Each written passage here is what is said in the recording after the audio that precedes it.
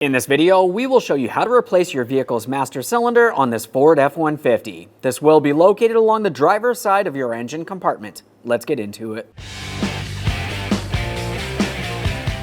Okay friend, let's get started on our job. Locate the master cylinder along the driver's side of your engine compartment. Along the top of the master cylinder, we're going to open up our cap. Just a quick inspection of that. We'll set it aside. Inside of this area, this is where the brake fluid is going to be located. Let's remove as much of the brake fluid as possible. For this, use a fluid extractor.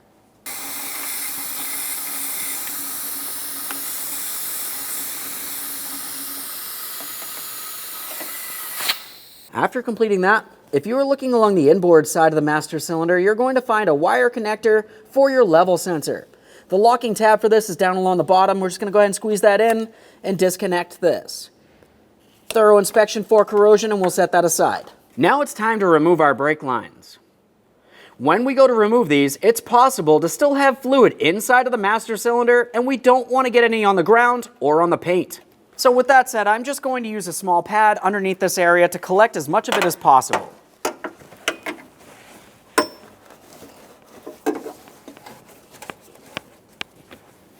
We're using a 13mm for our first fitting here.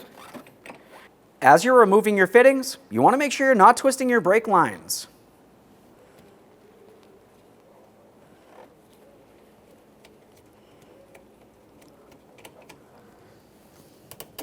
There we are.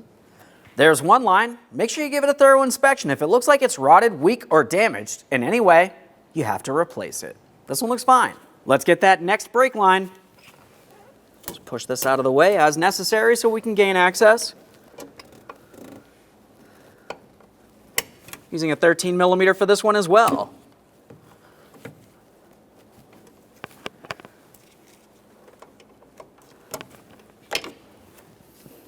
There we are, there's our other line. This one looks great as well.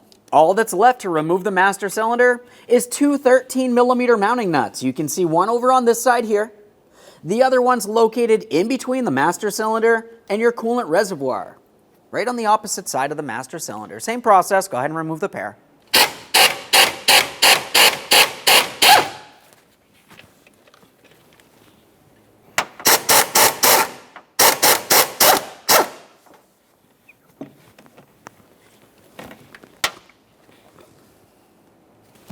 Take hold of that master cylinder, we'll give it a slight wiggle and pull it out and away from our brake booster.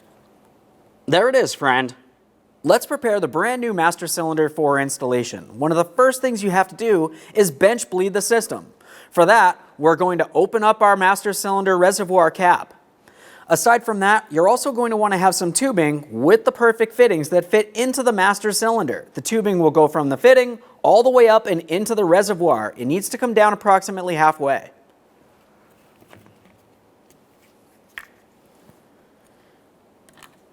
Start this in. Prior to tightening that, let's make sure that we have this in the proper orientation. We can flex it as necessary, bring it right down in there. Like I said, approximately halfway down. Let's go ahead and snug that up.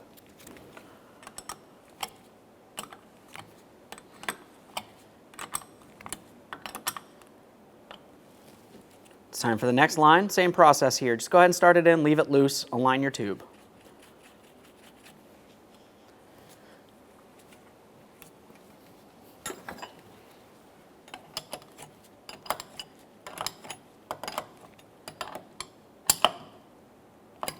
Double check to make sure each of those are tight so you're not losing fluid from the fittings. Now we're going to top off the master cylinder up as far as possible, right up to that maximum line.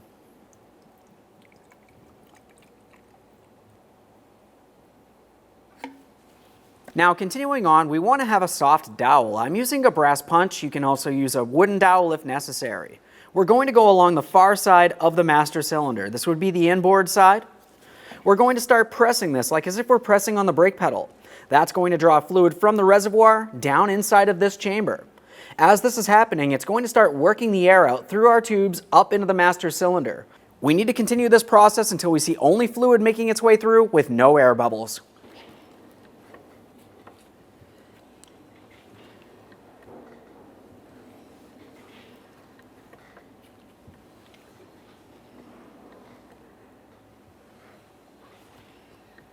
Okay, I've done it to the point that I'm sure that I do not have any air making its way through the system. As we prepare to remove our lines from the area, keep in mind fluid will come out. We want to make sure we have a collection receptacle underneath this area so we can recycle all of that fluid properly. We'll just go ahead and take hold of that line. I'm going to lift it up and out of the master cylinder reservoir. Let's start removing this. Fluid will come out.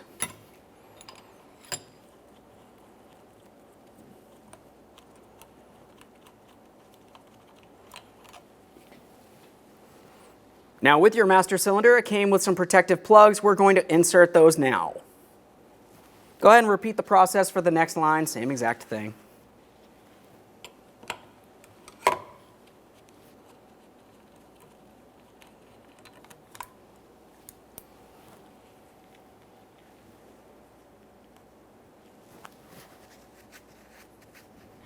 Let's reinstall our master cylinder cap. And now we can get this over to the vehicle. Start bringing this into position. Line it with the brake booster. We want to make sure that that sits flush. Continue on with your two 13mm mounting nuts. Start them on, snug them up. The torque for these is 18 foot-pounds.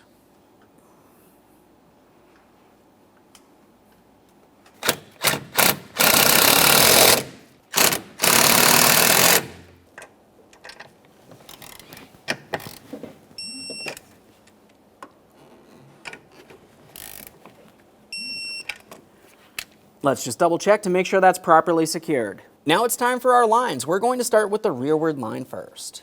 I'm just going to use my pocket screwdriver to remove my plug.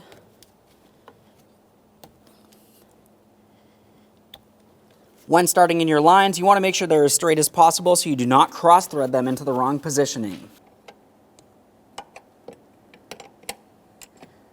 Now I've got it started in and I've confirmed that it's straight, so I'm just going to go ahead and snug this up.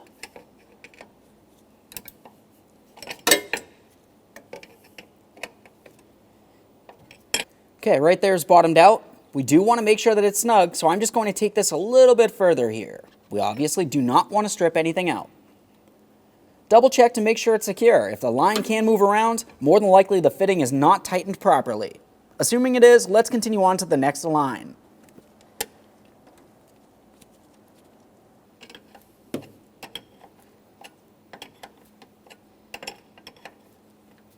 Bottomed out.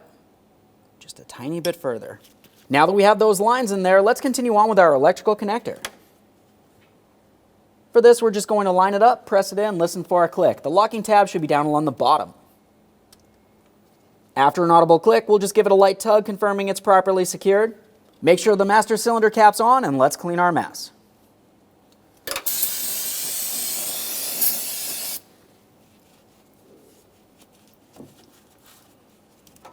Get this out of here. We'll dispose of that properly. Okay, friend, we finished our installation. The next thing that we want to do is make sure we hop in the passenger compartment. We're going to start the vehicle and pump the brake pedal. We want to make sure that the brake pedal feels firm. If it doesn't, you need to continue on with your bleeding process.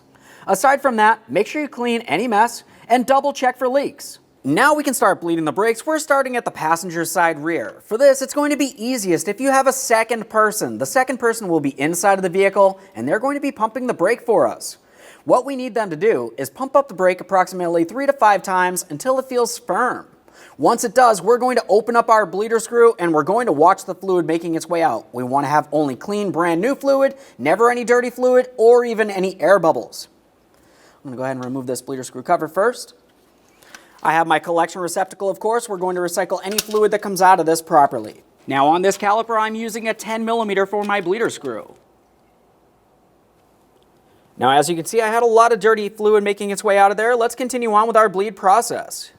Go ahead and pump, please.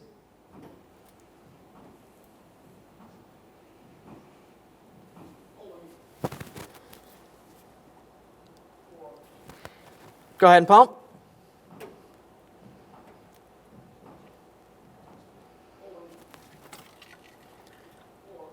There we go. Now we got some air coming from there. Let's go ahead and bleed this again.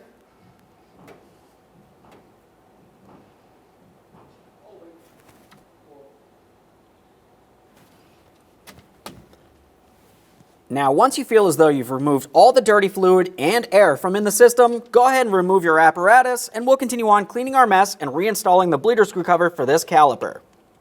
Now, I showed you how to bleed the caliper on one side of the vehicle. You're going to go over to the driver's side and repeat this exact same process. Once you've completed that, make your way up to the engine compartment and top off your master cylinder. After that, we're making our way to the passenger side front wheel. After topping off that master cylinder, we're at the passenger side front, as I mentioned. Go ahead and remove your bleeder screw cover. We're using our 10mm for the bleeder screw here as well. Go ahead and pump up the brake pedal, please.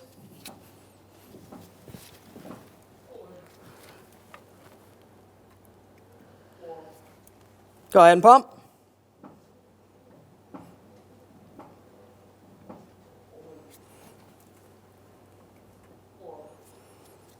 Go ahead and pump.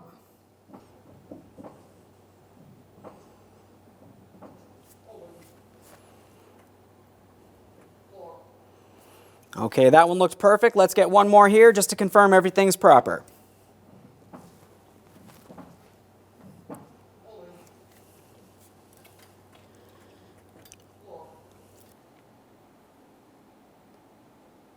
Let's get that off of there. We can clean up our mess. Reinstall our bleeder screw cover. Now at this point, you need to go over to the driver's side front. You're going to repeat this exact same process, and we're ending back up under the hood. We're going to bring this all the way up to the maximum line.